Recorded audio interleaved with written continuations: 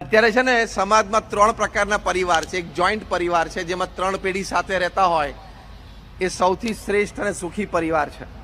કારણ કે પૌત્ર પૌત્રીને દાદા દાદીનો ખોળો મળે, એમની પાસે રામાયણ અને મહાભારત જેવા મહાન ગ્રંથો સાંભળવા મળે, એની વાતો સાંભળવા મળે, એટલે નાનપણથીને સંસ્કાર પ્રાપ્ત થાય. અને જ્યારે જ્યારે પણ નાના બાળકો રમીને કે સ્કૂલેથી પાછા આવે ત્યારે દાદા દાદી ઘરમાં હોય એટલે હૂંફ પ્રેમ મળે. બીજા પ્રકારનો પરિવાર એ છે કે જેને ન્યુક્લિયર ફેમિલી કહેવાય.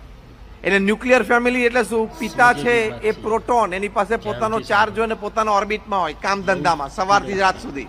એની માતા છે ઇલેક્ટ્રોન, કે એની પાસે પણ પોતાનો એક ચાર્જ હોય, સત્તા હોય, એને પોતાનું એક ઓર્બિટ હોય, સોશિયલાઇઝિંગ અને કિટી પાર્ટી.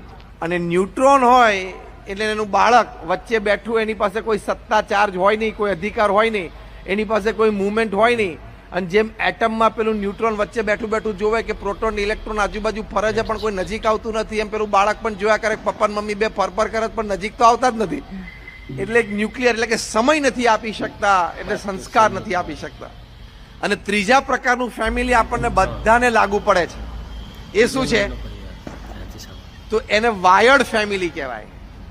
એટલે શું? પરિવારમાં રાત્રિ ભોજન પછી બધા સાથે તો બેઠા હોય, સવારના ગાળામાં બધા ઘરમાં સાથે હોય, physically they are close to each other, પણ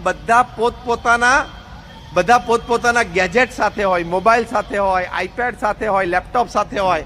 એટલે વાયર સાથે કનેક્ટેડ હોય, પરિવારજન સાથે કનેક્ટેડ ના હોય, તેને વાયર્ડ ફેમિલી કહેવાય.